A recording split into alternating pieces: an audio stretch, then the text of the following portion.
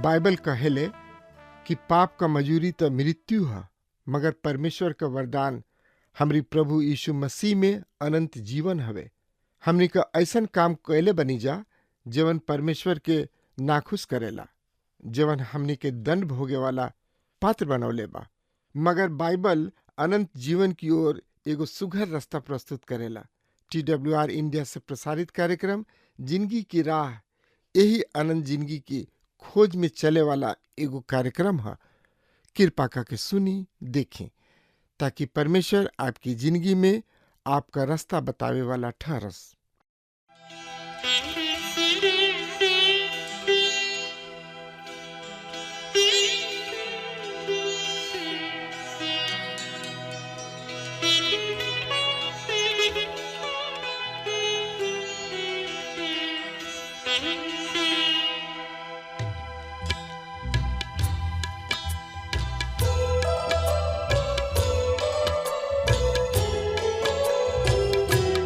एक दिन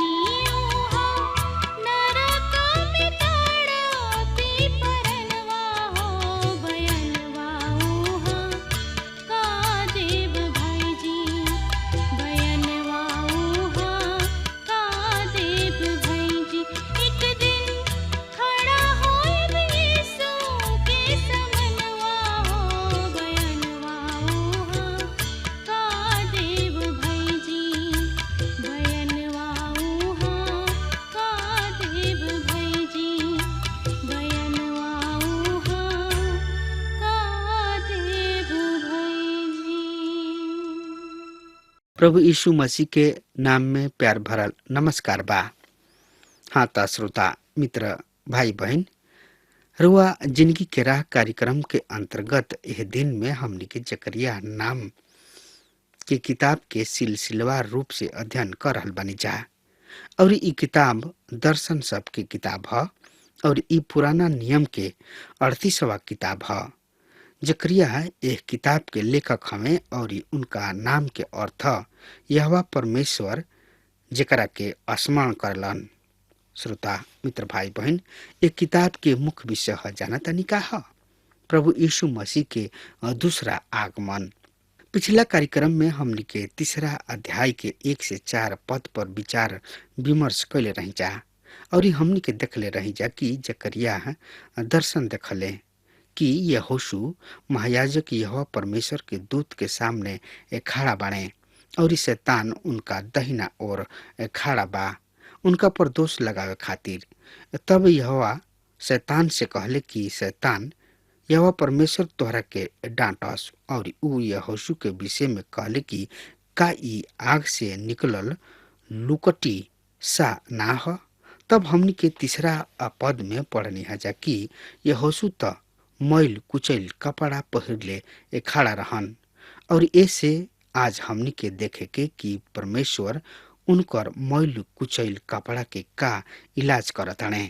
और ई बहुते महत्वपूर्ण बात बा कि यहोशू न केवल व्यक्तिगत रूप से वहां खड़ा भइल रहन, न केवल ऊ खुद महायाजक हमें, ऊ एगो प्रतीक ह, ऊ प्रतिनिधि के रूप में वहां काम कर रहल बने।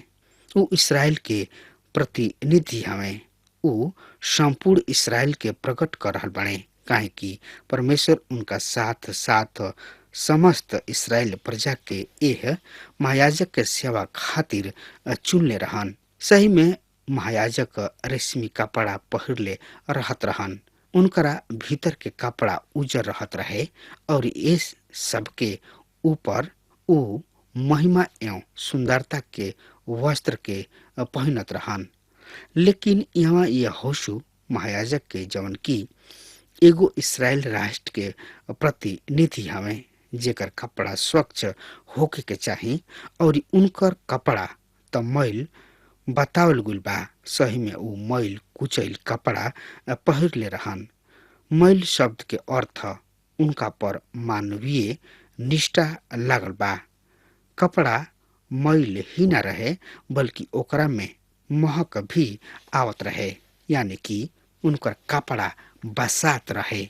श्रोता मित्र भाई बहन, इसराइल के पाप भी परमेश्वर के ऐसन लागत रहे। परमेश्वर के दृष्टिकोण इसराइल के पाप के ओर ही रहे। अब एकर इलाज कैसे होखी? यहोशू के कपड़ा मैल बा जेकरा में से बदबू आवत रहे। अब उनकर कपड़ा के इलाज कैसे होई? मित्र, आज भी पाप कैसनो काहे ना होखे, आज परमेश्वर हमनी के पाप के क्षमा करे खातिर तैयार बाणे। ऊ हमनी के पाप के इलाज करताणे। रोमियो के पत्री के 10 अध्याय के 4 पद में हमनी के बतावल गइल बा काहे कि हर एगो विश्वास करे वाला के खातिर धार्मिकता के निमित्त मसीह व्यवस्था के अंत ह। अतः एकरा से कोनो अंतर नहीं पड़े के कि रुआ कैसन पाप कैनी। रुआ प्रभु यीशु मसीह के द्वारा परमेश्वर के सामने आ सकतानी। त आई रुआ हमरा साथ जकरिया नाम के किताब के 3 अध्याय के 4 पद देखी। 4 पद में एह तरी से लिखल गइल बा, तब दूत जौन की उनका से जौन की सामने खड़ा रहन कहले, जौन लोग उनका सामने खड़ा रहन उनका से कहताने उनकर मैल कपड़ा उतार फेंक। तब ऊ उनका से कहले, देख, हम तोहार धर्म तोहरा से दूर क दिहनी कि तोहरा उत्सव के वस्त्र पहनाई। श्रोता मित्र भाई बहन, ई सुघर कथन ह, बहुत ही सुघर पद ह। पुराना नियम में ई निश्चित रूप से बहुत ही सुघर फोटो ह। यहोशू एह मैल कपड़ा के पहिरले धार्मिक परमेश्वर के सामने खड़ा ना रह सकत रहन। साथ ही उनकर जौन की दुर्बलता रहे ऊ प्रकट होत रहे। रुआ देखी कि उनकर मैल व बदबूदार कपड़ा के कारण उनकर दुश्मन शैतान उनका पर दोष लगावे चाहत रहे। उ उनका पर अंगुरी उठावे चाहत रहे और उनका अवसर मिल गइल कि उ उनका पर अंगुरी उठावे, उनका पर दोष लगावे। रुआ देखी कि यहोशू इसराइल ही के प्रतिनिधित्व न कइले, वरन उ आज भी हमनी के प्रतिनिधित्व कर रहल बने। पुराना नियम में महायाजक के नियुक्त कइल जात रहे। आज हम देखतानी कि हर एगो विश्वासी प्रभु यीशु मसीह के याजक हवे। पर दुख के बात ई बा कि कई विश्वासी के कपड़ा गंदा बा, उनकर कपड़ा मैल कुचैल बा। पर हमरा परमेश्वर के धार्मिकता के कपड़ा पहिरावल गइल बा। ई सत्य बा कि हमनी के उद्धार हो गइल बा और इहे फोटो हमनी के दिहल गइल बा। रुआ देखी कि मैल कपड़ा पाप के प्रतिनिधित्व करले। रुआ के मैल कपड़ा उतार के स्वच्छ कपड़ा पहिरे के बा और ई काम परमेश्वर खुद रुआ खातिर करताने। और मैल कपड़ा के, गंदा कपड़ा के उतार के स्वच्छ कपड़ा के पहिरे के बा। उ धार्मिकता के प्रतिनिधित्व करलन। रुआ अपना उद्धार के विषय में विचार करी। आई हमनी के यह बात के रोमियो के पत्री के द्वारा समझी जा। पहला 3 अध्याय में समस्त मानव जाति परमेश्वर के सामने पापी के रूप में खड़ा बने।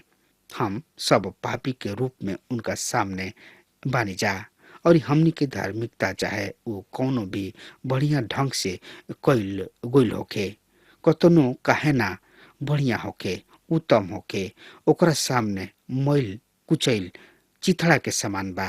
हमनी के दशा यहोशू के समान बा। त अब हम का करी? सवाल ई उठता श्रोता मित्र भाई बहन की हमनी के ऐसा दशा राखे के पश्चात का करी जा? हमनी के तो परमेश्वर के सामने उपस्थित होके के योग नहीं जा। तब ईश्वर के जवाब हमनी के समस्या के खातिर बा, जौना के हम रोमियो के पत्री के 3 अध्याय के 21 से 24 पद में देखतानी। आई हमरा साथ देखी, यहाँ पर ए तरी से लिखल गइल बा, पर अब व्यवस्था से अलग परमेश्वर के धार्मिकता प्रकट भइल बा, जेकर गवाही व्यवस्था और नबी देले, अर्थात परमेश्वर के उ धार्मिकता जौन की प्रभु यीशु मसीह में विश्वास के द्वारा सब विश्वास ले आवे वालन के खातिर है। कुछ भेद तो नहीं खे, ऐसे कि अब सब पाप कइले बा और सब परमेश्वर के महिमा से रहित बा। उ उनका अनुग्रह ही से छुटकारा के द्वारा जे मसीह में बा शीत मित धर्मी ठहरावल जाले। तो हम यहाँ देखतानी कि एक काम परमेश्वर पिता खुद कइले कि हम परमेश्वर के अनुग्रह के द्वारा धर्मी ठहरावल जाई और अब बिना व्यवस्था परमेश्वर के धार्मिकता प्रकट भइल बा। प्रभु के वचन साफ साफ बतावता कि बिना व्यवस्था के परमेश्वर के धार्मिकता प्रभु यीशु मसीह में प्रकट भइल बा। अब सवाल ई उठता कि ई काहे भइल? काहे कि मसीह यीशु हमनी के खातिर मुअले, उ हमनी के पाप के खातिर आपन खून बहावले। ऐसे उनकर बहावल गइल खून के कारण ही हमनी के खातिर ई संभव भइल कि हमनी के आपन मैल कपड़ा पहिरले ही यही दशा में उनका सामने आ सकतानी जा। उ खुद आपन धार्मिकता के कपड़ा हमनी के पहिरई हैं।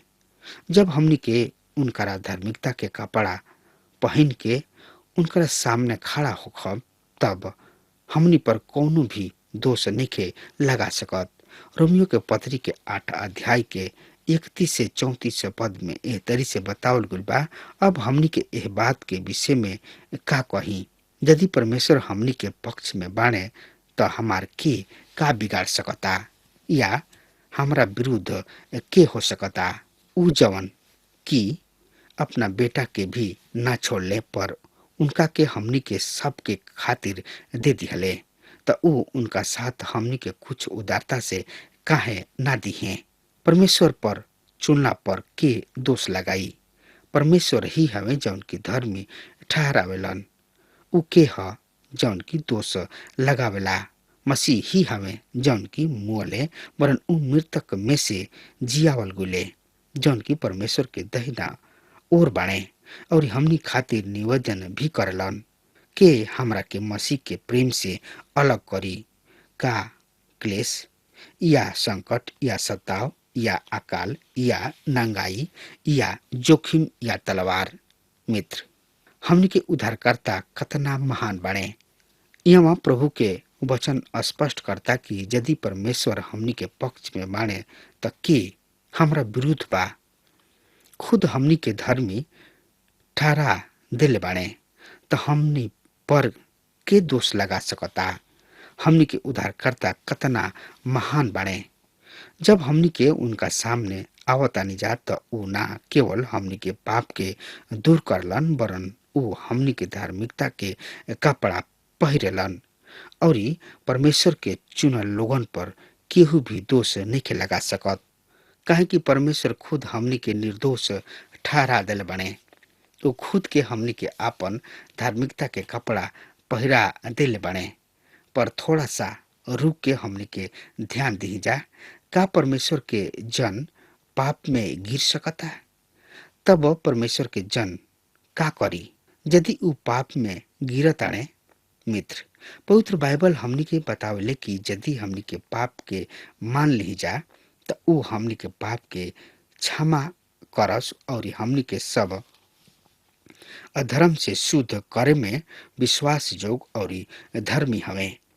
यूहन्ना के पहला पत्री ओकर पहला अध्याय के 9 पद में बतावल गइल बा, अब जौन की हमनी के संगति परमेश्वर से टूट जाला तो हमनी के बड़ा आनंद भी समाप्त हो जाला।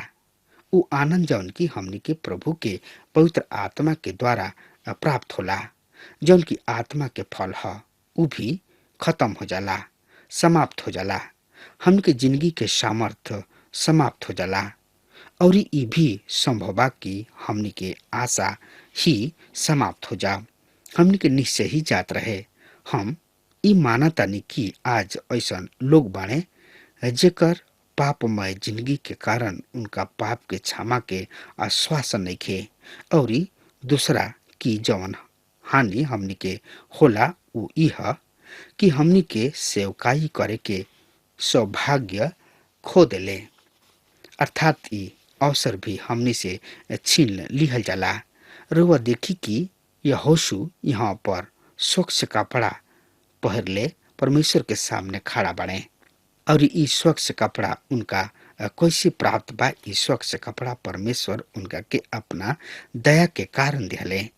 मंदिर में दया के स्थान रहे। दया ऐसन रहे। पहला यूहन्ना ओकर 2 अध्याय के 2 पद में हमनी के बतावल गइल बा कि उहे हमनी के पाप के प्रायश्चित बा और यहाँ हमनी के परमेश्वर के दया के गिनती बढ़िया झलक दिखाई देता। कारुआ के अभी भी कोनो संदेह बा कि परमेश्वर उन्हें ऐसे चुनले कि वो कुछ आकर्षक रहन? वो हमरा के भी एक कारण ना चुनले कि हमरा में कोनो आकर्षक योग्यता बा।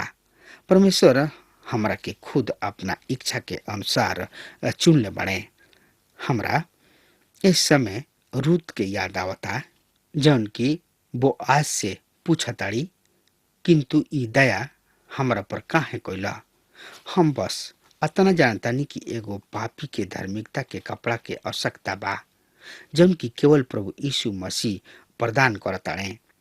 तब 5वां पद में हमनी के पढ़तनी जा कि जकरिया कहताड़े कि तब हम कहनी कि उनका कपार पर एगो शुद्ध पगड़ी रखल जाओ और ये उनका कपार पर याजक के जोग शुद्ध पगड़ी रखले और उनका के कपड़ा पहिरौले।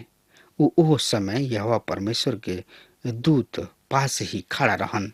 श्रोता मित्र भाई बहन, और यह पगड़ी के का महत्व बा? मित्र, यह पगड़ी के यहाँ महत्व बा। महायाजक के कपड़ा में एगो पगड़ी भी होत रहे और यह पगड़ी पर लिखल रहे कि परमेश्वर खातिर पवित्रता यहोशू के पास पगड़ी ना रहे। उनकर कपड़ा गंदा रहे। वो निश्चित रूप से परमेश्वर के खातिर पवित्र ना रहन। वो परमेश्वर के उपस्थिति में खड़ा होके के जोग ना रहन। पर परमेश्वर उनका के सब कुछ प्रदान कइले। जौना के उनकर आवश्यकता बा। परमेश्वर उनका के उ पगड़ी देताणे जौना पर ई लिखल रहे परमेश्वर खातिर पवित्र। परमेश्वर उनका उपयोग करी हैं काहे कि परमेश्वर उनका के चुनले बाणे। परमेश्वर यहोशू के आपन प्रजा के खातिर प्रयोग करी हैं, जैसे कि भविष्य में परमेश्वर इसराइल के प्रयोग करे वाला रहन। जब कलिसिया ऊपर अर्थात बदरी पर उठा लिहल जाई, परमेश्वर गवाही खातिर इसराइल प्रजा के प्रयोग करी हैं काहे कि यह पृथ्वी पर परमेश्वर के खातिर अपना जिंदगी के चर्चा करे खातिर लोगन के आवश्यकता बा। 1,24,000 इसराइली सबके चुन लेले बाड़े कि ऊ ओह समय में जब कलिसिया यह पृथ्वी पर से हटा लिहल जाई, ऊ लोग यह पृथ्वी पर परमेश्वर की गवाही दी है। ऊ महाक्लेश के समय और 1,000 वर्ष के राज के समय परमेश्वर की गवाही दी है और ई राष्ट्र ओ समय याजक के रूप में एक काम करी। तब और 7 पद में बतावल गइल बा कि तब यहोवा परमेश्वर के दूत यहोशू के चेता के कहले, सेनाओं के यहोवा परमेश्वर यह तरी कहताणे, यदि तोहनी लोग हमरा राह पर चल बलोग और हमरा आज्ञा सबके मन बलोग तो तोहनी लोग हमरा घर पर शासन करब और हमरा आंगन के रक्षक होखब और जवन लोग यहाँ खड़ा बाड़े हम तोहरा ओ सब के बीच जाए के अधिकार देव। हाँ श्रोता मित्र भाई बहन, इस साफ बात बा कि यहोशू के कपड़ा मैल रहे, पर परमेश्वर उद्धार के द्वारा आपन दया एवं अनुग्रह से ओकरा के यह जोग बना दिले कि ऊ परमेश्वर के सेवा के खातिर प्रयोग कइल जा सके। यदि रउआ भी परमेश्वर के द्वारा उपयोग में ले आवे जाए चाहतानी, रउआ के बहुत ही शुद्ध होके के बा, रउआ के ओह राह पर चले के बा त उनकर आज्ञा भी माने के पड़ी। ई बात वो केवल यहोशू या इसराइल से ही नेखन कह रहल, वरन ऊ हम सबसे भी कह रहल बने। हुना रची सुसमाचार के 14 अध्याय के 13 पद में हमनी के बतावल गइल बा, जहाँ प्रभु यीशु मसीह कहताणे कि यदि तू हमरा से प्रेम करता त तू हमरा आज्ञा सबके पालन भी करब, हमरा आज्ञा सबके भी मनब। अनेक लोग सोचलन कि हमनी के उद्धार त अनुग्रह से भइल बा और ऐसे हम भी कह सकतानी हम त स्वतंत्र बानी। श्रोता मित्र भाई बहन, ई बात सही नइखे। यद्यपि और उद्धार अनुग्रह से भइल बा, पर रउआ उद्धार के खातिर प्रभु यीशु मसीह के आपन प्राण भी देवे के पड़ी।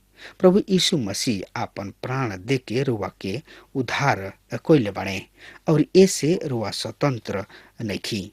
रुआ प्रभु यीशु मसीह द्वारा दाम दे के छोड़ावल गइल बानी। अब रुआ के प्रभु यीशु मसीह खरीद लेले बाड़े।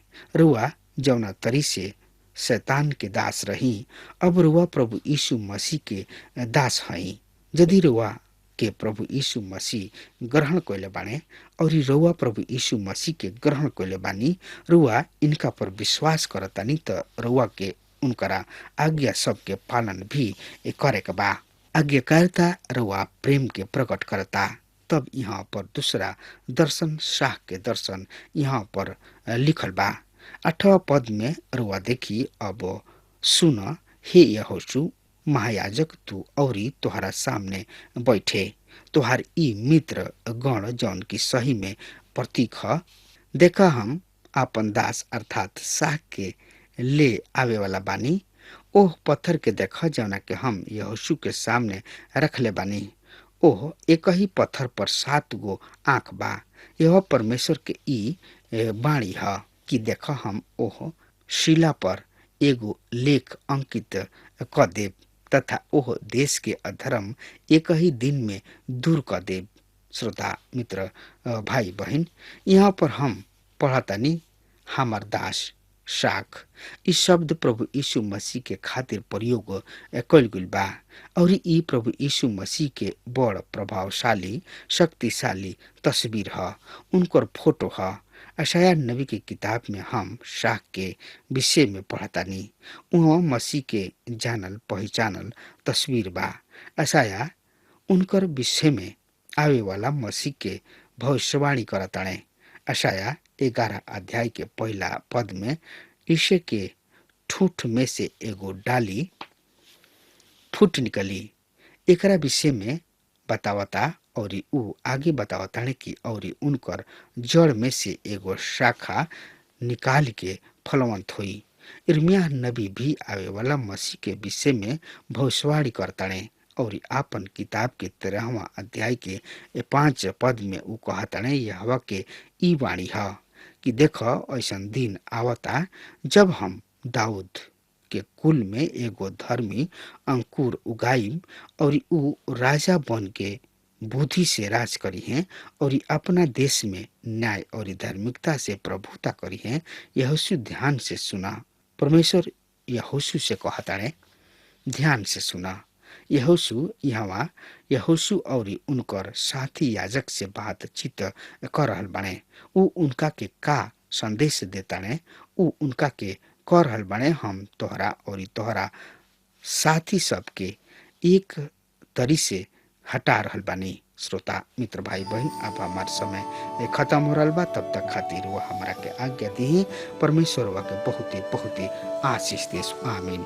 हमके विश्वास बा कि ई कार्यक्रम आप सब खातिर फायदेमंद सिद्ध भइल हुई। अगर आप सबके लगे बाइबल से चाहे आपकी निजी जिंदगी से कोनो सवाल होके चाहे कोनो समस्या खातिर प्रार्थना करावे चाहतनी तो हमारी फोन नंबर पर जरूर संपर्क करें और आज का दिन आप खातिर सुखद बनावे।